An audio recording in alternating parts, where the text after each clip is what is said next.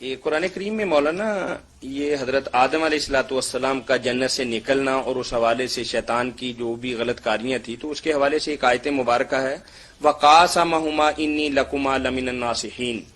تو اس کا ایک تو ترجمہ اور تشریح فرمائیے. تو بھائی کا سوال یہ ہے کہ قاسمہ کا جو باب ہے یہ مفالہ سے ہے کیونکہ دونوں برابر قسمیں کھا رہے تھے، وہ ترجمہ انہوں نے ایسا کیا ہے. تو کیا آدم و ابلیس دونوں نے قسم کھائی تھی؟ ترجمے کے ساتھ اس کی بھی ذرا وضاحت فرما دیں. نہیں، یہ جو ہے نا کہ قاسمہ یہ بتاتا ہے کہ دونوں نے کی، یہ کوئی بات نہیں نا، یہ قاعدہ کلیت استعمال سے پتہ چلتا ہے کہ وہاں یہاں تو پتہ چل رہا ہے کہ قاسمہ کا فاعل جو ہے صرف ایک ہی ہے. اگر ہوتا نا قاسمہ جیسے گالیاں دونوں نے دی تو استبا یا تصابا تسنیہ ہوگا، دونوں نے ایک دوسرے. اگر کہ استبا فلان نے فلان کو گالی دے تو باپ کو کیا کرنا ہے؟ عبارت خود بتا رہی قاسمہ ایک ہی، قسم کھائی ایک نے. کن سے؟ ہما، ان دونوں سے، یعنی حوا اور آدم سے قسم کھا رہا. وہ نہیں بیچارے قسم کھا رہے، قسم ایک کھا رہا ابلیس، کھا ان دونوں کے سامنے رہا. جیسے خود دہائی دے رہی قاسمہ ہما، جزاکم اللہ. قاسمہ نہیں کہا کہ دونوں نے قسم اٹھائی. پھر آدم اور ابلیس دونوں آئے، مگر وہ کس کے سامنے قسم کھاتے؟ ایک قسم کھانے والا ہے، کچھ وہ ہے جن کو وہ قسم کھا کر یقین دلا رہا. قاسمہ ہما. اور آگے بھی آتا ہے انی لکما، مفرد کا صیغہ، میں تم دونوں کے لیے خیر خواہ. ٹھیک ہے، جزاکم اللہ خیر. بہت خوبصورت وضاحت کی مولانا. کافی دنوں سے ہم اس الجھن کا شکار تھے کیونکہ جب باپ کی طرف دیکھتے ہیں تو پھر دو بندے ہمیں نظر آتے ہیں کہ شیطان بھی اور آدم علیہ الصلوۃ والسلام بھی. پھر صاحب یہاں المنجد بھی رکھا کریں، المنجد ہے جی انشاءاللہ. ٹھیک جی، جزاکم اللہ خیر. وقاسمہما سے مراد یہ ہے جیسے وہ دو لڑ پڑے. آدم اور حوا دونوں کے سامنے ابلیس نے قسم اٹھائی کہ بے شک میں تم دونوں کا خیر خواہ ہوں. قسم اٹھانے میں بھی اس نے جو چیزیں ضروری ہیں نا تاکید کے لیے عربی زبان سب استعمال، انی کہہ دیا، انا استعمال کیا، پھر لام تاکید کے لیے من الناس سے ہی، پھر ایک تشدید لے آئے کہ بھئی خیر خواہوں میں سے ہوں میں تمہارے لیے، کوئی شک نہیں، کھا لو دانا سب کچھ اسی میں ہمیشہ کے لیے زندہ ہو جاؤ گے. یعنی پیپر پہ بھی لکھ دیا اور قرآن بھی اٹھا لیا اور قسم اٹھائی، دھوکہ دیا حضرت آدم علیہ السلام. فضلہما بغرور، فضلہما بغرور، ان دونوں کو اپنے دھوکے میں لے آیا. یہی فرق ہے حضرت آدم علیہ السلام اور ابلیس کے معاملے میں. ابلیس نے جان بوجھ کر سمجھتے ہوئے اللہ کا حکم توڑا، مگر آدم علیہ السلام ورگلائے گئے، دھوکہ دیا گیا، انہیں قسم اٹھائی گئی، بیچاروں کو فریب دیا گیا. بعد میں بھی نتیجہ جدا ہی نکلا، ابلیس ڈٹ گیا. اللہ نے حالانکہ کہا کہ کیوں نہیں سجدہ کیا جب میں نے تجھے، اس نے کہا میں نہیں کروں، تو حکم ہی غلط دے رہا، میں آگ سے پیدا ہوا یہ. آدم علیہ السلام نے فوراً کہا ربنا ظلمنا انفسنا. اس سے راستے کھل گئے. جو جان بوجھ کر گناہ کرے گا اور اڑ جائے گا وہ ابلیس کا ساتھی ہوگا، جو مغالطے سے کرے گا اور بعد میں فوراً معافی مانگ لے گا وہ آدم کا بیٹا ہوگا علیہ السلام. جزاکم اللہ خیر. مولانا آپ سے چھوٹا سا سوال بڑی دفعہ پوچھا ہے، آج پھر پوچھتے ہیں. قرآن کریم کا انتہائی سادہ اور خوبصورت اور مکمل ایسا ترجمہ کہ جیسے آپ کہیں کہ اس کے پڑھنے کے ساتھ آدمی کو بہت کچھ حاصل ہوگا، ورنہ کچھ ترجمے ہی ایسے ہم پڑھتے ہیں کہ اس کے الجھاؤ کے اندر پھر ہم دین سے کچھ برگشتہ بھی ہو جاتے ہیں اور کچھ بات ہمارے پلے بھی نہیں پڑتی. تو جتنی اس وقت ترجمے پائے جاتے ہیں، تفسیر کی بات نہیں کرتا مولانا، صرف سادہ ترجمہ قرآن کریم کا کوئی اس کی نشاندہی کرے. اچھا، میں نے اسی لیے منگوایا کہ باب مفعلہ کے بارے میں غلط فہمی دور کر دیں کہ ہر جگہ جو مفعلہ ہے دونوں کام کر، نہیں. باب مفعلہ یہ اردو میں ترجمہ کیسے لے لیں؟ اشتراک. ایک تو یہ بھی ہوتا کہ دونوں وہ کام کرے، جیسے قاتل زید عمرن، زید نے عمر کے ساتھ لڑائی کی. اس میں یہ بھی ہے کہ عمر بھی لڑ رہا، یہ بھی لڑ رہا، کہتے ہیں دونوں لڑ پڑے، وہ قتل. یہ قاتلہ جب ہوگا نا دونوں، زید نے عمر سے مقاتلہ کیا اور عمر نے زید سے، دوہرا ترجمہ ہوگا. یہ ہے اشتراک. آگے جو ہے نا موافقت مجرد، کہ اس میں یہ اشتراک کا معنی نہیں کہ دونوں کر رہے ہیں، وہ مجرد والا معنی جیسے سافرا.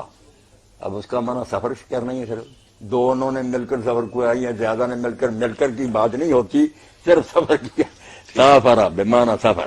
مفاوقت افعلا جیسے بات تو ہوں بمعنی ابد تو، میں نے اس کو دور کیا.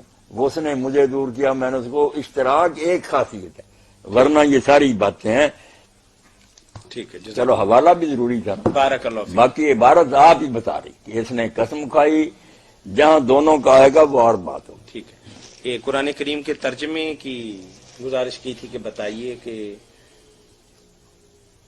قرآن مجید کے ترجمے کا 1000 بار لوگوں نے سوچا ہے، نہ اس طرف کوئی قدم اٹھتا ہے، نہ وہ کوئی آسان ہی ہے بات، اتنا لمبا کام ہے. یہ ترجمۃ القرآن کے حوالے سے مولانا ہماری بات چل رہی تھی. اچھا، ترجمہ تو القرآن. آپ نے ایک تو بات فرمائی کہ کچھ وسائل اور مسائل ایسے ہیں کہ کام بڑا سخت ہے اور کرنے والا ہے اور ہونا بھی چاہیے. تو چلیں جو اب تک ہو چکا ہے اس میں آپ کسے نامینیٹ کرتے ہیں؟ 2 چیزوں کی آپ نے توجہ دلائی کہ یہ کام ہونا چاہیے اور آرگنائزڈ کام ہے اور بڑا لمبا چوڑا کام ہے اور بہت زیادہ اخراجات کا کام ہے. مولانا قرآن کریم کا ترجمہ اور 30 پاروں کا ترجمہ اور ایک ایک لفظ اور ایک ایک سطر کی ترجمانی، یہ کوئی آسان کام نہیں ہے. بات آپ کی بالکل صحیح. نہیں، جو وسائل اور دوسرے وہ تو اللہ مہیا کر، جو ہے نا وقت نکال کر سارے دھندے چھوڑ کر صرف اسی کام پر لگ جانا. فتاوی آن لائن بند ہو جائے، جمعے کے خطبے بند ہو جائیں، درس وغیرہ بند ہو جائیں، میں بھی اسی طرح لگ جاؤں، یہ ریکارڈ کرنے والے لگ جائیں، پھر جا کر یہ قرآن مجید کا ترجمہ. اب ترجمہ تو ایسا ہونا چاہیے جس سے لوگوں کے سوال ختم ہو جائے. مصیبت تو یہی ہے کہ ترجمے جتنے ہیں اعلیٰ سے اعلیٰ لوگوں نے کیے ہیں، مگر اس سے بڑے سوال پیدا ہو جاتے ہیں. پڑھنے والا ایسے مسئلوں میں الجھ جاتا ہو کہ بھئی ہر قرآن مجید نے یہ کیا کہہ دیا. اب جب آپ ترجمہ کریں گے اللہ جس کو چاہتا گمراہ کرتا، تو کہ اللہ تو بڑا نعوذ باللہ بدکار ہے، خود لوگوں کو گمراہ کرتا، سارا فساد تو اس کا. جیسے شیطان گمراہ کرتا اسی طرح اللہ کرتا، اللہ بھی اس کا ساتھی ہوا. توبہ توبہ. اب یہاں ترجمہ بدلنا چاہیے، صرف لفظ کو کیا لینا کہ یذلو لکھا ہوا یذلو، ادھر بھی ادھر بھی تباہی ہو جائے گی. اللہ کے لیے جب آئے گا اللہ کی شان کے مطابق ترجمہ کرو. اللہ کے رسول کے لیے کوئی لفظ آ جائے گا، ذنب آ جائے گا، گناہ. دوسروں کے لیے ہم گناہ کرتے ہیں، حضور کے لیے بھی کریں، اب لوگ گناہ میں فرق نہیں کر سکتے. وہ تو کہیں گے یار تم نے رسول اللہ کو بھی گناہ گار کی. لفظ گناہ کا یہ قرآن میں، مگر لحاظ کرنا پڑتا نا کہ کس ہستی کے بارے میں، اس کا لحاظ کر کے پھر مناسب اور موضوع لفظ ڈھونڈنا. خرابی ساری ہے، یہ کام نہیں ہوا، نہ کوئی کرتا ہے. سادہ ترجمہ بے شک وہ مولانا مودودی ہیں، اسرائی صاحب وہ بہت کرتے ہیں، مگر ترجمے میں وہی لکھ لیتے ہیں. تشریحوں میں پھر کرتے رہتے ہیں، مگر ترجمے میں گمراہ کرتے لکھ لیتے. آپ تھوڑی نشاندہی بھی ضروری ہے. ہاں بالکل. جو آپ موجود ہیں ان میں کون سا آپ بہتر پاتے ہیں؟ نہیں، ان میں کیا بہتر کہنا، بس ترجمے تو سارے اچھے ہی اچھے ہیں. سب سے بہتر تو چل رہا ہے ریڈیو پر، ٹیلی ویژن پر مولانا فتح احمد جلندری صاحب کا. یہ تو مولانا مودودی رحمۃ اللہ علیہ نے کہا، مگر سادہ ہی ترجمہ دیکھنا تو اس سے بہتر نہیں کسی نے کیا. سلیس ہے، با محاورہ، بالکل آسانی سے سمجھ میں آتی. ٹھیک ہے. فتاوی آن لائن اسلامی تعلیمات کا پروگرام ہر اتوار میاں طاہر آ جاتا ہے تو حضرت اللہ جس کو چاہتا ہے اس کو سزا یہ کرے گا، جس کو چاہے گا ہدایت دے گا. وہاں بھی لوگ بھٹک جاتے ہیں کہ پھر اندھیر نگری ہوئی نا، کیا پتا اللہ نے کیا چاہنا کیا نہیں چاہنا. یہ چیزیں سنبھل کر ترجمہ کرنے کی ہیں کہ اپنی زبان میں خیال کرو کہ اس سے کتنوں کا بیڑا غرق ہو جائے گا. لوگ کہتے ہیں وہاں تو لکھا ہو جس کو چاہے گا بخشے گا، جس کو چاہے کوئی پتہ ہی کیا بننا. تو یہ ضرور تو جو میرے پاس بیٹھتے ہیں ان سب کے ذہن میں ہے کہ ترجمہ اگر ایسا ایک ہو جاتا جس سے تفسیروں کی ضرورت ہی نہیں رہتی، انشاءاللہ اس سے ہی مسئلہ حل ہوگا. جی فرمائیں. چلے مولانا، اگر 30 پاروں کی طرف پیش رفت نہ ہو سکے، زندگی کا تو پتہ نہیں، کوئی پتہ، لیکن چلیں چند آیات، چند صورتیں، چند پارے، جتنا وقت میں نے تو آپ جیسے دوستوں سے کہا کہ جو پڑھتے ہیں نا قرآن مجید کو، پڑھے لکھے لوگ، وہ جہاں سمجھتے ہیں نا کہ یہ آیتیں جو ہیں یہ پریشان کرتی ہیں، ان کا ترجمہ جیسے آدمی الجھن کا شکار، کم از کم اس کی ایک فہرست بنائے، وہ مجھے دے دے. میں یہاں ہی یا اپنے خطبات جمعہ میں یا ویسے بچوں کو ریکارڈ کرا، کم از کم وہ مقام تو جو ہے نا واضح ہو جائے. یہود نصارہ جہاں مورچہ لگائے بیٹھے ہیں، پکڑتے ہیں پادری اور پنڈت کہ یہ کیا ہے قرآن میں لکھا، اللہ مکر کرتا ہے. وہ کہتے ہیں دیکھو اللہ سب سے بڑا فراڈی ہے. ستیانند دیانند سرسوتی لکھتا ہے کہ اللہ خیر الماکری، اللہ بہترین مکر کرنے والا. بولو فراڈی ہوا نا تمہارا خدا، بڑا مکار، مکر ہی ترجمہ کر دے.